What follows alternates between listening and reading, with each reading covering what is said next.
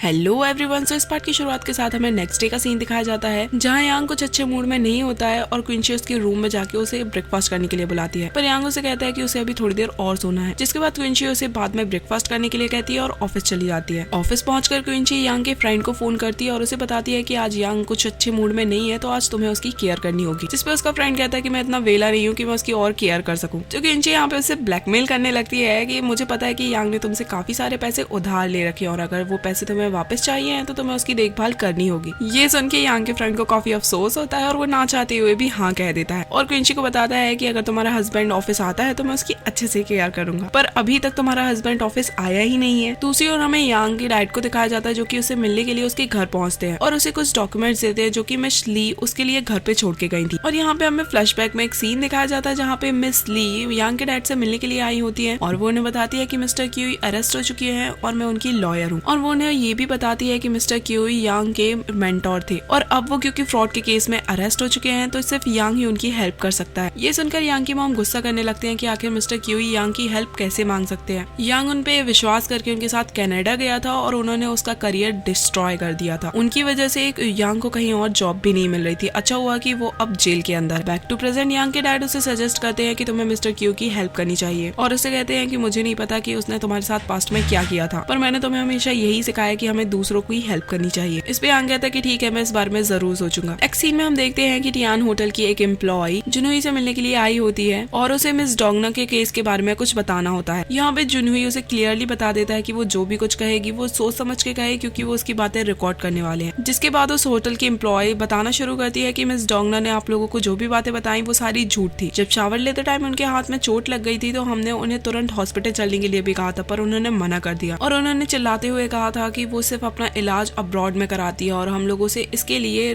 पैसे मांगने लगी और साथ ही उन्हें हमारे स्टाफ ने होटल से नहीं निकाला था, वो खुद अपनी मर्जी से बाहर गई थी। वहीं दूसरी ओर हमें मिस्टर लाओ को दिखाया जाता है जो कि क्विंची को उसका नया कैबिन दिखा रहे होते हैं। फिर मिस्टर लाओ क्विंची को वहाँ पे छोड़ के चले जाते हैं और तभी क्विंची अपनी विंडो से देखती है कि फीफी जुनहुई के कैबिन में गुस्से में आती है और उससे बहस कर रही होती है क्योंकि जुनहुई को लग रहा होता है कि इस केस में मिस डोंगना झूठ बोल रही है और फीफी को लग रहा होता है कि होटल की एम्प्लॉय झूठ बोल रही है। और यहाँ पे फीफी जुनहुई से कहती है कि तुम्हें उस लड़की की बातों पे यकीन नहीं करना चाहिए क्योंकि वैसे भी हमारी क्लाइंट मिस डोंगना है और उन्होंने मुझे बताया था कि वो उन मुआवजों से मिले हुए पैसों को चैरिटी में देने वाली थी। क्विंची उन दोनों की सारी बातें सुन रही होती है कि तभी उसके पास लेडी बॉस आती है और वो क्विंची से यांग की तबीयत के बारे में पूछती है तो क्विंची उन्हें बताती है कि अब वो बिल्कुल ठीक है। यहाँ पे लेडी बॉस उसे बताती है कि वो एक इम्पोर्टेंट मिशन पे है और इसमें उन्हें उसकी हेल्प चाहिए। इसके बाद वो क्विंची को अपने साथ लेके बाहर जाती है और एक क्लाइंट से मिलाती है जो कि मिस्टर वांग होते हैं और क्विंची को बताती है कि मिस्टर वांग हमारे साथ कुछ प्रोजेक्ट्स में काम करने वाले हैं और क्विंची से कहती है कि तुम्हें जो नया ऑफिस दिया है वो तुम इन्हें दे। जिसके बाद क्विंची अपना नया कैबिन मिस्टर वांग को दे देती है और उन्हें वो कैबिन जाके दिखाती भी है और साथ ही अपना बिजनेस कार्ड देते हुए कहती है कि आपको कुछ भी जरूरत हो तो आप मुझे कांटेक्ट कर सकते हो। तभी मिस्टर वांग क्विंची से कहते हैं कि मैंने सुना है कि यांग अपना काम छोड़कर आजकल घर के काम कर रहा है। तो क्विंची इसके रिप्लाई में उनसे कहती है कि मैं काम के वक्त कोई पर्सनल बातें नहीं करती हूँ। वो ये कह के वहाँ से जाने लगती है तो मिस्टर वांग उसे कहते हैं कि ठीक है तो अब हम पर्सनल बातें नहीं करेंगे और उससे बिजनेस की बातें करने लगते हैं और उससे पूछते हैं कि आखिर तुम लोगों के केस क्यों लेती हो। तो क्विंची डायरेक्टली उनसे कहती है कि पैसों के लिए। तो मिस्टर वांग कहते हैं कि मुझे तो लगा था कि तुम मुझसे ये कहोगी कि मैं दूसरों को न्याय दिलाने के लिए केस लड़ती हूँ, पर तुमने काफी ऑनेस्टी से जवाब दिया है इसलिए मैं तुमसे काफी इम्प्रेस हूँ। तो क्विंची कहती है कि हाँ हम पैसों के लिए केस लड़ते हैं पर साथ ही हम अपने क्लाइंट्स को जस्टिस भी दिलाते हैं। ये कह के वो वहाँ से चली जाती है। फिर आगे दिखाया जाता है कि क्विंची अपने वही पुराने स्टोर रूम वाले ऑफिस में होती है और तभी वहाँ पे मिस्टर वांग आते हैं और उसे कहते हैं कि तुम वहाँ से इतनी जल्दी में क्यों आ गई, मैं तुमसे लंच के लिए पूछने ही वाला था। तो क्विंची उनसे कहती है कि ठीक है अब हम पूरे स्टाफ को साथ में लंच करवाते हैं। तो मिस्टर वांग कहते हैं कि नहीं मुझे सिर्फ तुम्हारे साथ लंच करना है। तो क्विंची उनसे कहती है कि अगर ये बात यांग को पता चलेगी तो वो काफी जेलस हो जाएगा, इसलिए मैं आपके साथ लंच पे नहीं जा सकती हूँ। नेक्स्ट सीन में दिखाया जाता है कि मिस ली क्विंची से मिलने के लिए आती है और उसे कहती है कि तुम्हें तो पता ही है कि मुझे तुम्हारे बारे में पूरी सच्चाई पता है और उसे कहती है कि अगर मैं ये सब कुछ मिस यूई को बता दूं तो तुम सोचो तुम्हारा क्या होगा। तो क्विंची कहती है कि अगर तुमने ऐसा किया तो मैं यांग से तुम्हारी हेल्प करने के लिए मना कर दूंगी। तो मिस ली उससे कहती है कि अगर मैं तुम्हारी बात छुपाऊंगी तो इसके बदले तुम क्या यांग को मेरी हेल्प करने के लिए कहोगी। तो क्विंची कहती है कि नहीं मैंने ऐसा तो नहीं कहा। तो यहाँ पे मिस ली उसे उसकी हेल्प करने के लिए कहती है। सीन में हमें दिखाया जाता है कि क्विंची घर पहुंचती है और यांग उसे डिनर करने के लिए कहता है, लेकिन क्विंची उससे कहती है कि मैं काफी थक गई हूँ तो मैं अभी रेस्ट करने के लिए जा रही हूँ। इसके बाद दिखाया जाता है कि यांग और क्विंची साथ में बैठे होते हैं जहाँ पे यांग उसे पूछता है कि अगर मैं आज भी पहले ही जैसा होता तो क्या तुम मुझे पसंद करती। जिसपे क्विंची कहती है कि मुझे नहीं पता कि तुम पहले कैसे थे, पर अभी तुम जैसे भी हो वैसे मुझे काफी पसंद हो। इसी के साथ क्विंची उससे पूछने लगी कि क्या तुम्हें मिस्टर वांग की कोई वीकनेस पता है, क्योंकि वो हमारी कंपनी में कुछ प्रोजेक्ट्स पे काम करने के लिए आए हैं। जिसपे यांग कहता है कि वो इतनी आसानी से अपनी वीकनेस किसी को पता लगने थोड़ी ना देगा, लेकिन मुझे लगता है कि वो जरूर कुछ स्कैम कर रहा होगा, तो इसलिए तुम उससे दूर ही रहना। तो ये सुन के क्विंची कहती है कि मुझे पता है कि उसने तुम्हें पहले बहुत तंग किया है और मैं उसे इस बार इतनी आसानी से नहीं जाने दूंगी। मैं उसकी वीकनेस पता कर तुम्हारी इंसल्ट का उससे बदला लेकर रहूंगी। और उसकी ये बात सुन के यांग बहुत खुश होता है। नेक्स्ट डे दिखाया जाता है कि जुनही केस के सिलसिले में ऑफिस से बाहर जा रहा होता है एक क्लाइंट से मिलने के लिए, और क्विंची उसे जाते हुए देखती है तो उसे आकर कहती है कि तुम एक हाथ से ड्राइव नहीं कर पाओगे क्योंकि तुम्हारा एक हाथ ऑलरेडी इंजर्ड है, तो मैं तुम्हारी हेल्प कर देती हूँ। तुम्हें जहाँ भी जाना है मुझे बताओ, मैं तुम्हें लेके चलती हूँ। इसके बाद क्विंची उसे ड्राइव करके ले जा रही होती है और उसे कहती है कि तुम ये मत सोचना कि मैं तुम्हारा केस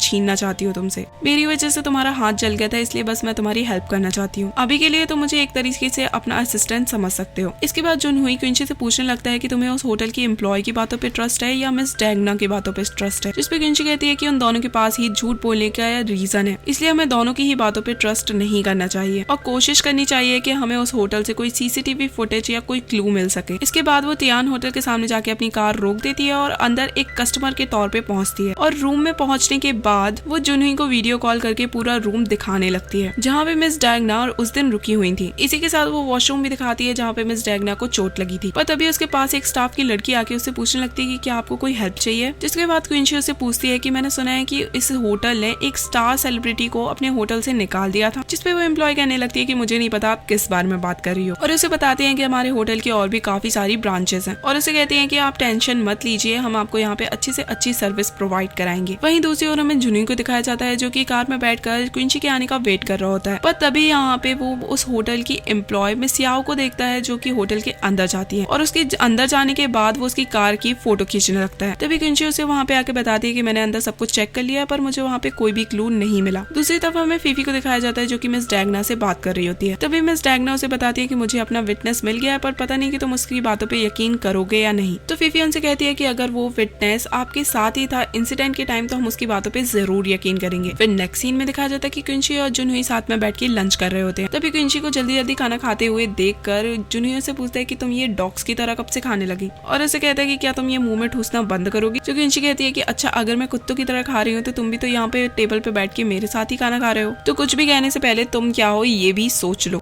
फिर नेक्स्ट सीन में हमें जुनही को दिखाया जाता है जो कि ऑफिस में होता है और उसका इन्वेस्टिगेटर फ्रेंड उससे मिलने आता है, जहाँ पे वो उसे बताता है कि फीफी ने उसे यांग के बारे में इन्वेस्टिगेट करने के लिए कहा था और मुझे पता लगा है कि उसने 4 सालों में कोई भी जॉब नहीं की है और ऊपर से उसने अपना एक फेक रिज्यूमे बना के रखा है। ये सब सुनने के बाद जुनही उसे अपना मुंह बंद करने के लिए कहता है और फीफी को कुछ भी बताने के लिए मना करता है। दूसरी ओर हमें दिखाया जाता है कि क्विंची घर वापस लौटती है और आते ही साथ तुरंत किचन में चली जाती है खाना बनाने के लिए, और यांग जब उसकी हेल्प करने के लिए आता है तो वो उससे डायरेक्टली कह देती है कि आज मैं डिनर बनाऊंगी, तुम सब बैठ के अपना गेम खेलो।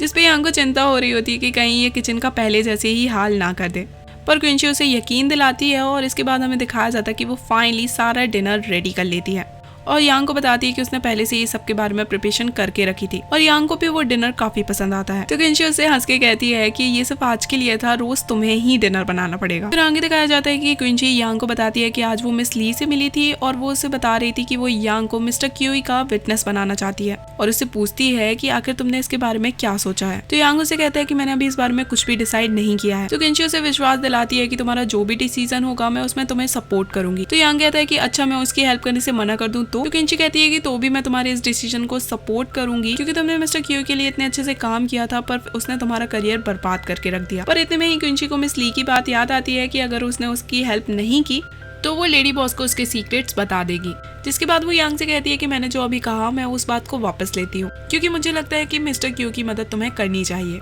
इस पे यांग उसे घूर कर देखता है और उसे कहता है कि तुम्हें अचानक से क्या हो गया। इस पे क्विंची कहती है कि ये मेरी सेकंड थॉट है।